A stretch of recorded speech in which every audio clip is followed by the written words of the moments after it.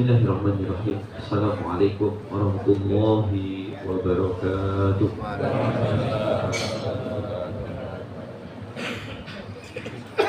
Alhamdulillah. Alhamdulillahirabbil alamin wal 'aqibatu lil muttaqin wa la udwana illa 'alal zalimin. Nahmaduhu haqqa hamdihi wa nashkuruhu haqqa syukrih. Hamdan wa syukran kama yanbaghi wa yaliqu li jalali wajhihi wa 'azimi sultan. Allahumma lakal hamdu kulluhu wa lakal syukru kulluhu wa ilaika yurja'ul amru kulluhu. Nashhadu an la ilaha illallah wa nashhadu anna Muhammadan 'abduhu wa rasuluh. Allahumma fasholli wa sallim wa barik wa zid wa at'im ala 'abdika wa rasulika wa nabiyyika wa habibika Muhammad wa ala alihi wa ashabihi ajma'in. Faqala Allah Ta'ala fil Qur'anil Karim, a'udzu billahi minasy syaithanir rajim. Ya ayyuhalladzina amanu taqullaha wa qulu qawlan sadida yuslih lakum a'malakum wa yaghfir lakum dhunubakum. Wa man yuti'illaha wa rasulahu faqad faza fawzan 'azima. Wa qala Rasulullah sallallahu alaihi wasallam, min husni islamil mar'i tarkuhu ma la ya'nihi, aw kama qala sallallahu alaihi wa ala alihi wa sahbihi wasallam. Allahumma inna nas'aluka ilman nafi'an wa rizqan tayyiban wa amalan mutaqabbalan. Allahumma inna nas'aluka nafsan mutmainnatan tu'minu bi liqa'ik wa tarda bi qada'ik wa taqna'u bi ata'ika ya Rahmanu ya Rahim. Allahumma ij'al a'malana kulluha salihah wa liwajhika khalisah wa la taj'al li ahadin fihi nasiba. Allahumma subhanaka la ilma lana illa ma 'allamtana innaka antal alimul hakim. Allahumma bika asbahna wa bika amsayna wa bika nahya wa bika namut wa ilaikal masir. Bapak dan Ibu jamaah salat subuh rahimani wa rahimakumullah, mari kita mulai dengan membaca basmalah. Bismillahirrahmanirrahim. Al-Imam Al-Hasan Al-Basri rahimahullahu ta'ala diabadikan oleh Al-Imam Abu Naim Al-Aswahani di dalam kitabnya Hilyatul Awliya wa Hadiqatul Asfiya. Beliau menyebutkan ada 9 tanda dari ketakwaan. Ada 9 tanda dari ketakwaan. Bapak dan Ibu, kula panjenengan sering mendengar kata takwa. Takwa yang selalu kita maknai dan kita korelasikan tentang keimanan kepada Allah, yang menurut sebagian besar ulama justru takwa niku adalah takut. Takwa itu adalah takut yang tersebab karena takut itu dia waspada. Suatu hari Umar bin Khattab radhiyallahu anhu bertanya kepada sahabat yang bernama Ubay bin Ka'ab radhiyallahu anhu, "Ya Ubay, mat taqwa?" Wahai Ubay, takwa itu yang seperti apa? Maka Ubay menjawab, takwa itu adalah idza mararta fi tariqin dzatu syaukin famadza tasna'u fiha. Maka Bapak dan Ibu, ketika Umar bertanya kepada Ubay bin Ka'ab apa itu takwa, Ubay menjawab tidak dengan jawaban langsung, tapi melemparkan satu pertanyaan balik. Ketika ditanya apa itu takwa, justru jawabannya, apa pendapatmu kalau kamu disuruh berjalan di suatu jalan yang dipenuhi dengan onak dan duri? Maka Umar menjawab, pasti aku akan berhati-hati dan aku akan memilih jalan yang selamat, yang gak ada duri. Kata Ubay kepada Umar, wadzalika taqwa. Itu loh takwa. Takwa itu adalah kita berjalan di jalannya Allah Subhanahu wa taala. Kita sedang menuju ihdinas siratal mustaqim. Bapak dan Ibu, saya ingin izin matur, ihdinas siratal mustaqim itu tidak tepat ketika dimaknai tunjuki kami jalan yang lurus. Kenapa? Pertanyaannya, orang yang minta petunjuk, dia sudah dalam petunjuk atau belum?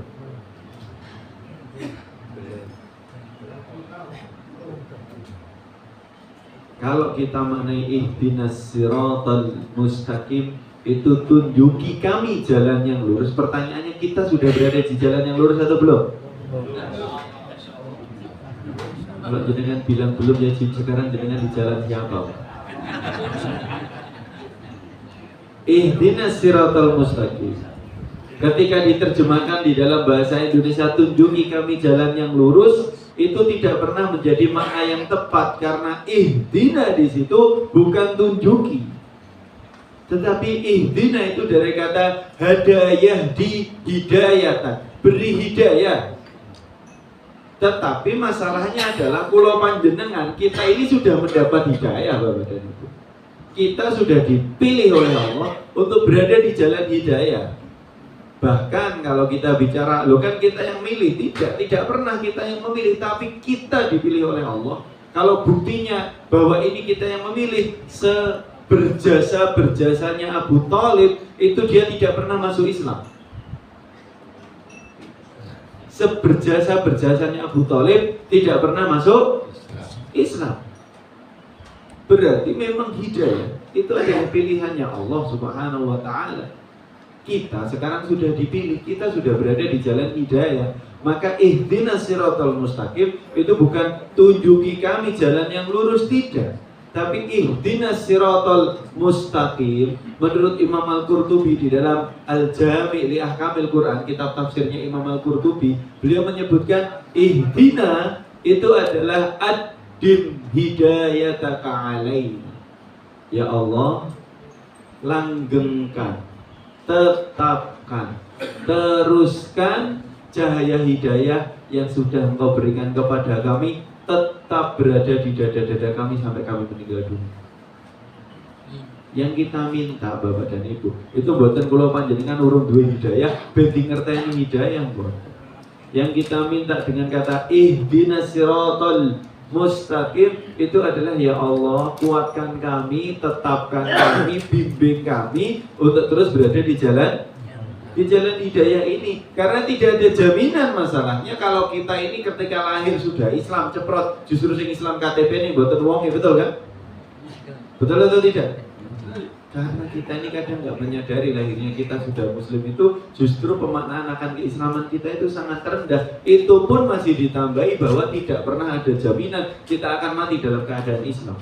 Makanya Allah mengatakan di dalam surat Ali Imran ayat 102, ya ayyuhalladzina amanu taqullaha haqqa tuqatih wa la tamutunna illa wa antum muslimun. Bertakwalah kalian semuanya kepada Allah dengan sebenar-benarnya takwa dan jangan sekali-kali mati. Mati itu kan cuma sekali, betul Bapak Ibu? Tapi maknanya jangan sekali-kali mati kecuali dalam keadaan Muslim. Itu pilihlah jalan matimu untuk terus berada di dalam keislaman. Jangan keluar, jangan balik arah, jangan berpaling, jangan membuka pintu-pintu yang kita tidak tahu bisa balik atau tidak. Karena Allah mengatakan di dalam surat Hud, "Famadza ba'dal haqqi illa dhalal." Dan apakah ada lagi setelah kebenaran kecuali dia akan masuk kepada kesesatan. Kita sudah berada di jalan kebenaran, maka yang kita minta kepada Allah, ya para jamaah sekalian Bapak dan Ibu, ihdinas siratal mustaqim. Ya Allah, izinkan kami untuk terus di dalam hidayah ini. Tetapkan hidayahmu untuk kami ya Allah sampai kami meninggal dunia. Dan yang menarik, Allah memilih kata as-sirat, bukan kata subul, bukan kata torik. Torik Kalau jenengan di Mekah Madinah itu sering mendengar askar bilang torik, torik. Torik itu jalan yang lebar, besar, satu, tapi bisa belok kanan, belok kiri. Sabil atau subul itu adalah jalan yang kecil yang bisa jadi banyak jalannya dan bisa jadi berkelak dan berbelok. Tapi yang kita minta adalah ihdina, berikan kami hidayah, tetapkan hidayah untuk kami ya Allah. As-sirat, sirat itu hanya satu. Sirat itu hanya satu, nggak ada yang kedua, nggak belok kanan, nggak belok kiri. Sirat itu ya satu itu toh. Ditambah dengan sifat siratnya ini adalah al-mustaqim, satu tur lurus. Berarti jangan pernah keluar. Sahabat saja ada yang murtad. Sahabat saja ada yang murtad. Kalau boleh menyebut nama adalah Ar-Rajal bin Unfuwat. 11 tahun dia membersamai kanjeng Nabi.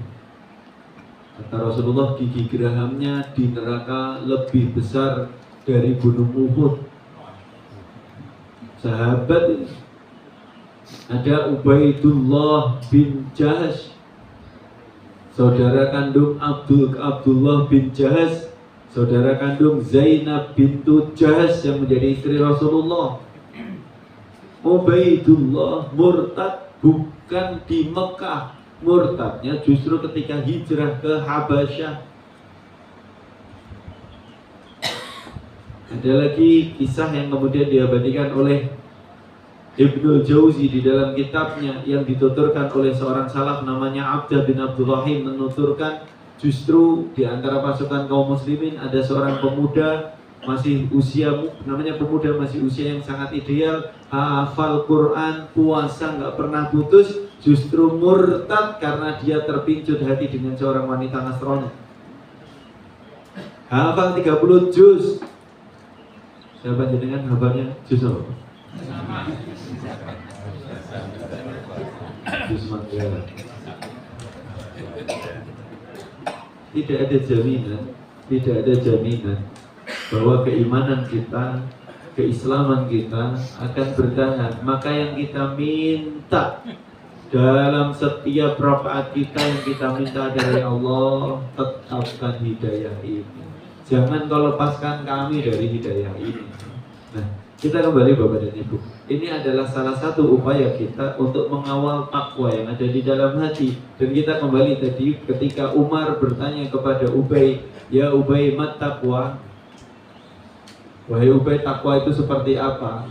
Maka Ubay mengatakan, bagaimana pendapatmu jika engkau disuruh berjalan fitorikin datu syaukin, kamu berjalan di suatu jalan yang banyak onak dan duri? Maka Umar mengatakan, aku akan berhati-hati dan memilih-milih jalan di jalan yang banyak onak dan duri. Inilah perjalanan kita di alam dunia.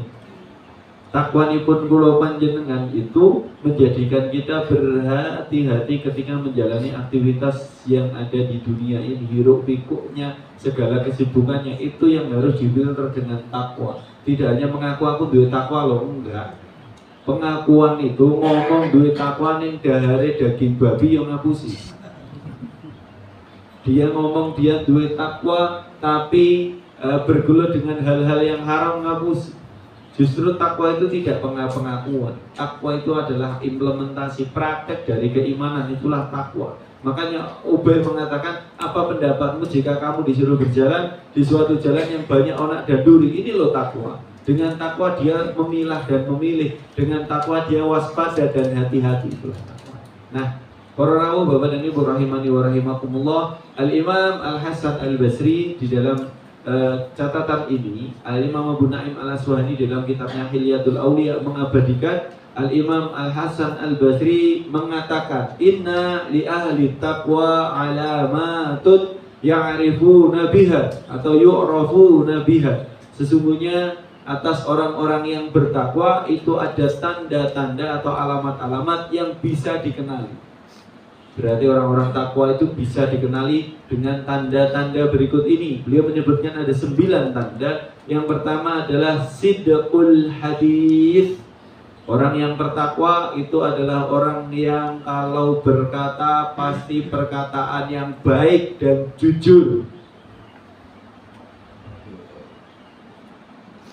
baik dan jujur. As-sidqu itu boleh dikatakan jujur, tapi as-sidqu di sini juga dikatakan baik. Kenapa? Karena dia tahu dengan takwanya bahwa setiap perkataan yang keluar dari mulutnya akan dihisab oleh Allah Subhanahu wa taala. Kalau perkataan itu baik dicatat oleh malaikat raqib, masuk ke mizan catatan kebaikan. Kalau perkataan itu buruk akan dicatat oleh malaikat atid, masuk menambahi catatan keburukan. Wa ma yalfidhu min qaulin, dan tidak terlafaz dari satu perkataan pun illa ladaihi raqibun atid, kecuali di sisi kanan kirinya ada malaikat raqib dan malaikat atid. Bapak dan Ibu menawi panjenengan pengen duwe unek-unek sing katane ora pengen dicatat malaikat, ampun diucapke. Silahkan bengok-bengok, ning aja metu swara. Piye carane monggo dipraktek.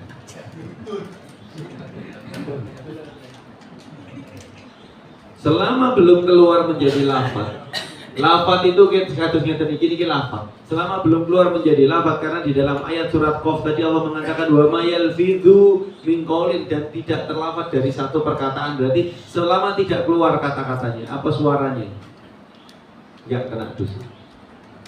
Sakna emosi ini selama masih di dalam hati. Kenapa? Karena justru dengan itu dia tidak mendapat tanggung jawab hisab. Apa yang terbetik di dalam hati ini betul dipun hisab. Maka orang-orang yang bertakwa itu tahu betul konsekuensi ini, sehingga dia waspada, dia hati-hati dengan perkataan. Bahasanya irit nopo gamble, turah-turah nopo golek-golek. Baru viral kemarin pagi berita tentang hashtagnya boykot Trans 7 ya.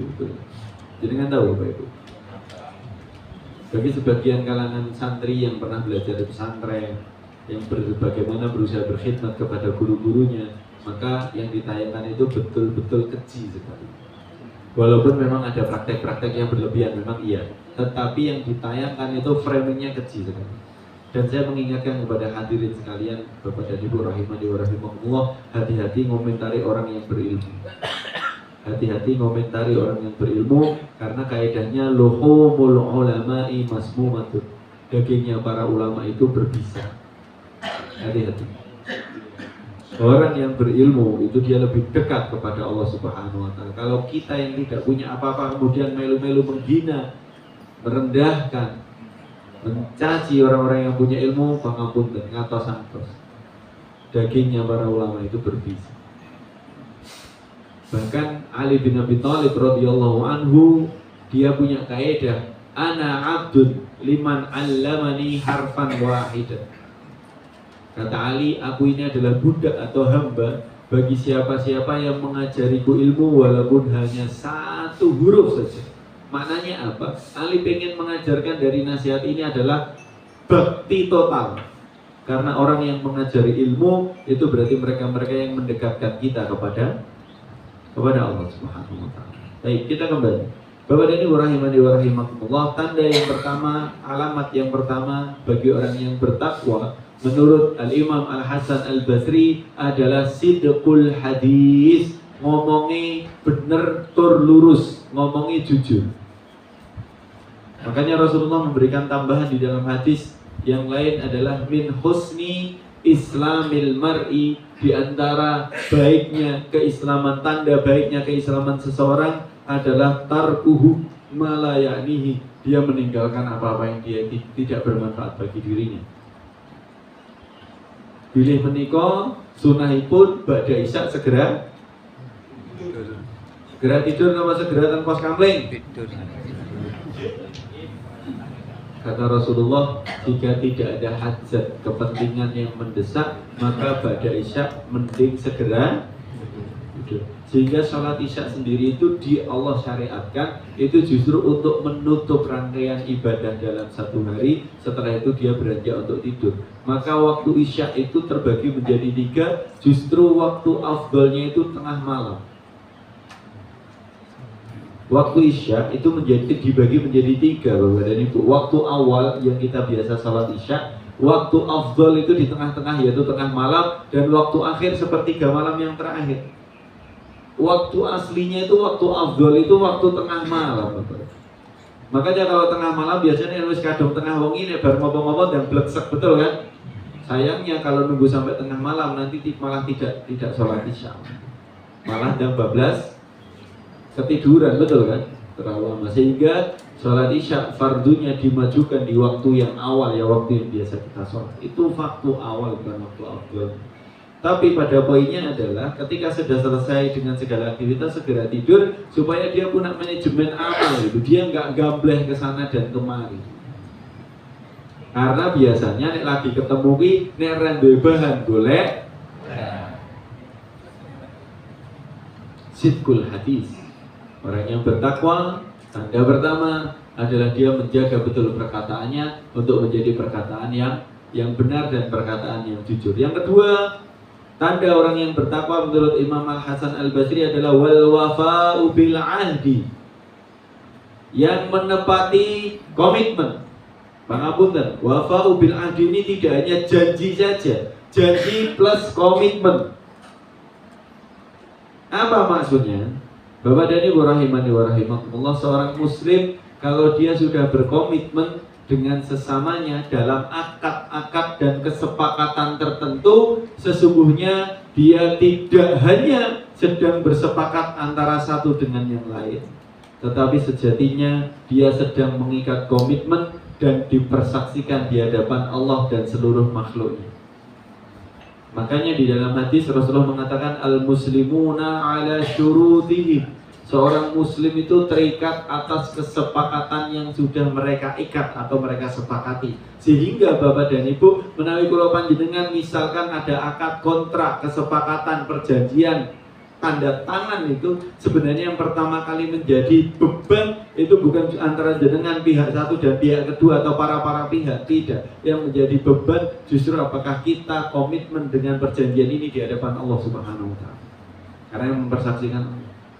Makanya Bapak dan Ibu, al-wafa'u bil ahdi, di orang yang bertakwa itu adalah orang yang komitmen betul dengan kesepakatan dan perjanjian. Makanya teng Indonesia niki karena piantone krisis takwa wis disumpah di bawah Al-Qur'an masih korupsi. Kenapa Bapak dan Ibu? Karena mereka tidak tahu kepada siapa mereka sejatinya mempersaksikan komitmennya. Maka seorang muslim itu al-wafa'u bil ahdi. Seorang muslim itu seorang yang bertakwa itu betul-betul berusaha memenuhi segala komitmen dan kesepakatannya, karena dia tahu bahwa kesepakatan dan komitmen itu akan dipertanggungjawabkan di hadapan Allah. Sinten sing janji insyaallah ning malah ora teko. Sinten sing nek janjian insyaallah tapi melipir. Kalau mau berjanji, silakan. Insya Allah itu bukan 50%, 50%. Kita itu salah. Makanya kalau insya Allah itu seakan-akan hari ini di budaya kita, nek ngomong insya Allah itu malah sok-sokan oke ora dadi. Padahal kalau kita bicara insya Allah, jika sya'a dikehendaki, Allah yaitu Allah yang menghendaki, maka insya Allah jika Allah menghendaki, jika Allah mengizinkan, bahasanya begitu, itu berarti seakan-akan secara asbab ikhtiari manusiawi itu sudah 99%. Bukan cuma 90 Pak, 99% asbab manusiawinya sudah dipertimbangkan dan berhitungan iso. Masih ada 1% yang justru 1% bukan di bawah, 1% ini di titik paling atas. 1% yang di situ adalah kuasanya Allah. Maka kita mengatakan insya Allah adalah mengikat bahwa apa yang kita rencanakan, apa yang kita hendaki itu kita ikat dengan izin dari Allah. Makanya di dalam surat Al-Kahfi Allah mengatakan wala taqulu li syai'in inni fa'ilun dzalika ghadan illa, kemudian nantinya wala taqulu li syai'in inni fa'ilun dzalika ghadan illa ayyasha Allah. Dan jangan kamu mengatakan sesungguhnya aku akan mengerjakan pekerjaan itu esok hari kecuali kamu mengucap jika Allah mengizinkan.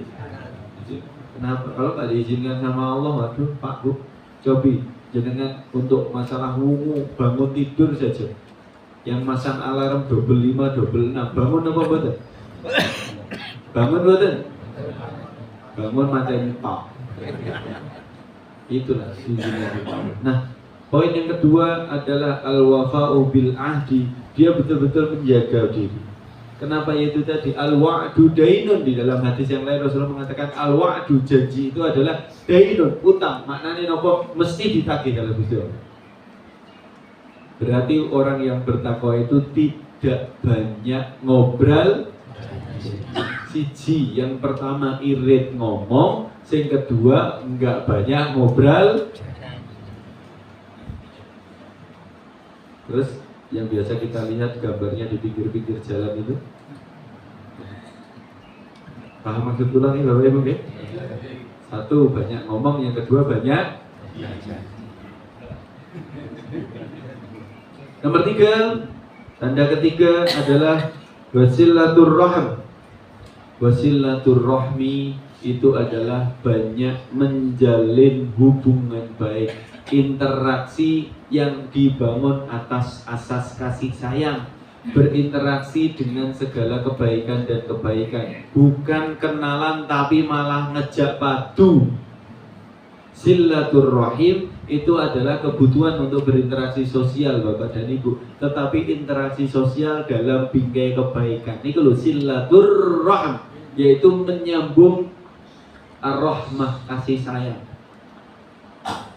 Kaidahnya adalah satu musuh itu lebih dari banyak, satu musuh itu lebih dari cukup, tapi 1000 kawan itu masih kurang. Maknanya apa Bapak dan Ibu? Kita butuh orang-orang baik di sekitar kita, karena kita itu masih menyadari bahwa kadang amal kita sendiri ini belum cukup. Kita butuh orang-orang baik, kita butuh bersilaturrahim, berinteraksi dengan baik, supaya orang-orang baik yang ada di sekitar kita dengan silaturrahim ini saling menguatkan dalam keimanan. Ojo-ojo, jangan-jangan kita berharapnya kita itu tidur lelap tidak bangun, teman kita ada yang bangun dan dalam doa mengingatkan kepada kita. Atau kita butuh bersilaturrahim, butuh menjalin hubungan baik dengan banyak pihak, dengan banyak teman, supaya justru ketika kita ditimpa musibah, kita nggak harus tulung-tulung. Mereka sudah datang untuk menolong. Atau justru dengan silaturrahim ini, karena interaksi kita dibangun atas dasar saling berbagi manfaat dan kebaikan, saling berkasih sayang, justru kita berharap ketika nanti kita jatuh di satu di antara lubang-lubang dosa, ada orang yang datang dengan penuh kasih sayang mengingatkan kita, ojo. Ini loh silaturahim. Tetapi ini pilihan Bapak dan Ibu. Karena hari ini kita berada di pola masyarakat yang luar biasa dahsyat, betul gitu? Orang-orang di masyarakat kita secara umum ini adalah orang-orang yang siap menerima kebaikan tapi tidak pernah mentolerir kesalahan. Nek dikei gelem, tapi nek kita duwe salah dihujat habis-habisan. Betul atau tidak? Betul atau tidak? Ya. Maka sebenarnya di poin ini tugas kita, wasilaturrahim itu manifestasi orang itu kalau takwa, maka dia akan menunjukkan kasih sayang kepada sesama hamba. Dia senang berinteraksi itu. Silaturrahim. Namun yang nomor berikutnya, nomor berapa? Berarti 2, 3, nomor 4. Warahmatud du'afa. Yang nomor 4 adalah dia betul-betul menyayangi, berempati kepada orang-orang yang lemah, yang membutuhkan. Rahmatud du'afa itu menyayangi atau berempati kepada orang-orang yang lemah dan orang-orang yang membutuhkan. Kenapa? Satu, karena dia sadar harta yang dia miliki itu bukan miliknya, itu adalah amanah Allah yang dititipkan kepada dia. maka justru tersebab karena nomor satu dia menyadari harta itu amanah, maka dia berusaha menunaikan amanah itu dibagi kepada yang membutuhkan. Yang nomor dua, dia tahu karena ujian Allah itu tidak salah pilih. Bapak dan Ibu pangapunten, jangan hanya berpikir ujian musibah itu bagi orang yang betul-betul ditimpa kemalangan. Enggak. Ujian dan musibah itu bisa jadi ujiannya itu kalau ada saudara kita ditimpa kemalangan, itu ujian bagi dia juga ujian bagi kita. Ujian bagi dia bahwa betul-betul itu sesuatu yang menimpa dia, tapi ujian bagi kita bagaimana kita bersikap dan bereaksi atas musibah itu. Ada orang-orang yang melihat orang lain kena musibah, tepuk kaki dan tepuk tangan, betul nggak? Betul. Kenapa? Karena dia menyimpan ghil namanya. Tadi saya baca. Yang tadi di salat kami baca. Karakter orang yang dipuji Allah di dalam Al-Quran itu adalah ada 3 generasi. 1 orang muhajirin, yang kedua orang ansor, yang ketiga orang-orang yang datang setelahnya yang mendoakan Rabbana ighfir lana, wahai Rabb kami ampuni dosa-dosa kami, wali ikhwanina alladzina sabaquna bil iman, dan ampuni dosa-dosa orang-orang yang telah mendahului kami dalam keimanan. Berarti jasa orang-orang yang beriman sebelum kami begitu.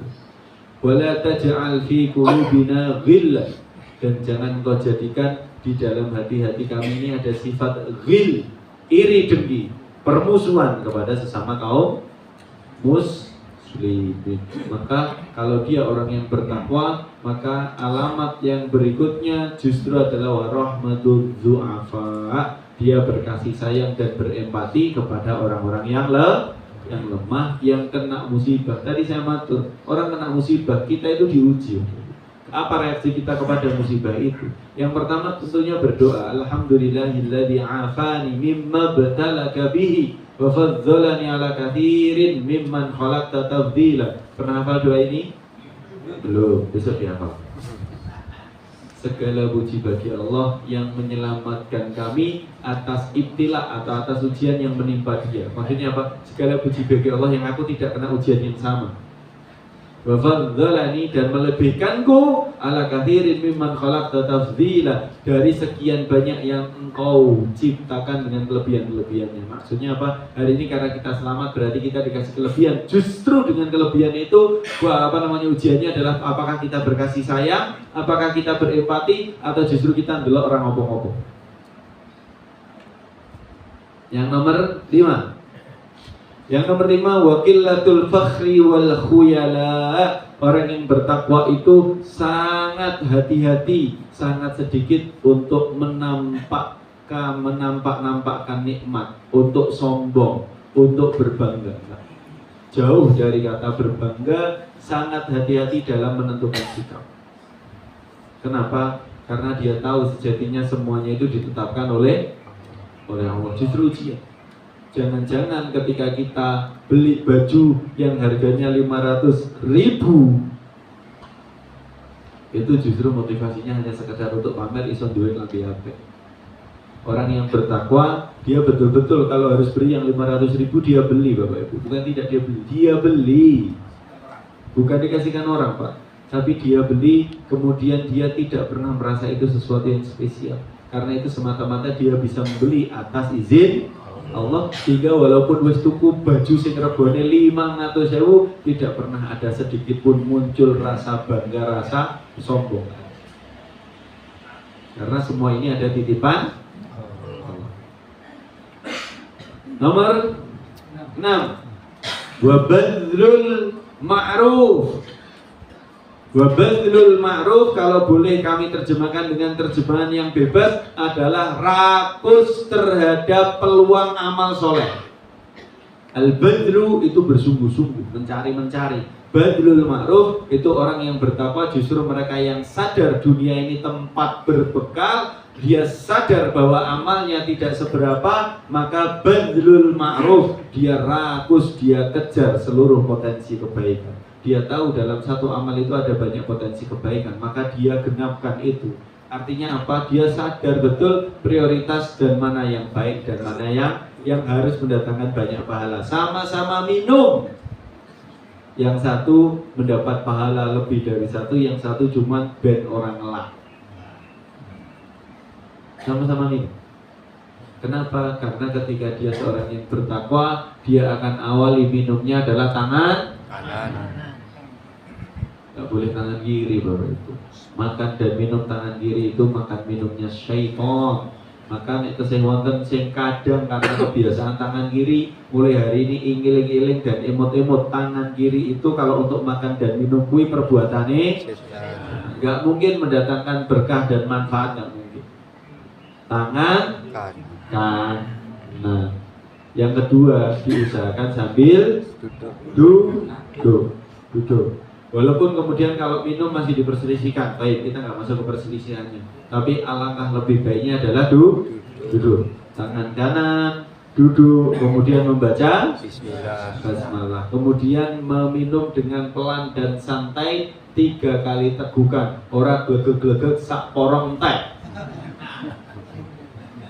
Pelan-pelan dinikmati. Justru apa? Supaya dengan itu kita bersyukur betul bahwa masih ada sedikit nikmat Allah yang membasahi tenggorokan kita.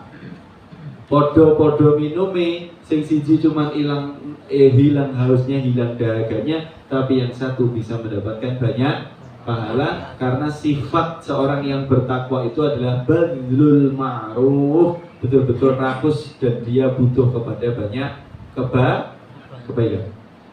Yang nomor 7, wakilatul mubahati linnas, sedikit mubahah, berbantah-bantahan, berdebat, nyombong-nyombong ke udur.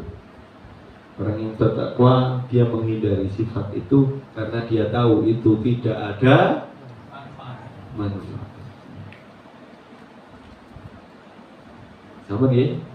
Pendek, wakilatul mubah, gak senang debat, gak senang udur, gak senang berbangga-bangga. Yang nomor 8, wa husnul khuluq. Orang yang bertakwa pasti akhlaknya baik. Maka kalau ada orang yang sholatnya ndaki, ngajinya masya Allah, puasanya gak putus, ning nek akhlaknya buruk, maka dia tidak bertakwa kepada Allah. Ada yang salah dengan ibadah. Ada yang salah dengan ibadah. Justru kalau ibadah kita benar walaupun tidak banyak tapi benar, maka ibadah yang benar walaupun tidak banyak itu tadi yang justru akan membimbing kita untuk mempraktekkan akhlak yang baik. Yang ke-9, yang terakhir, Bapak dan Ibu rahimani wa rahimakumullah, tanda takwa menurut Al-Imam Al-Hasan Al-Basri justru adalah wasi'atul khalqi mimma yaqrabu ilallahi wa wus'atul khalq mimman yaqrubu ilallah azza wa jalla. Maknanya adalah dia wus'atul khalq itu dia dekat, dia mensupport, dia mendukung siapa-siapa dari hambanya yang taat, yang takut, yang mendekat kepada Allah. Dia senang dengan segala orang-orang yang orientasinya kebaikan.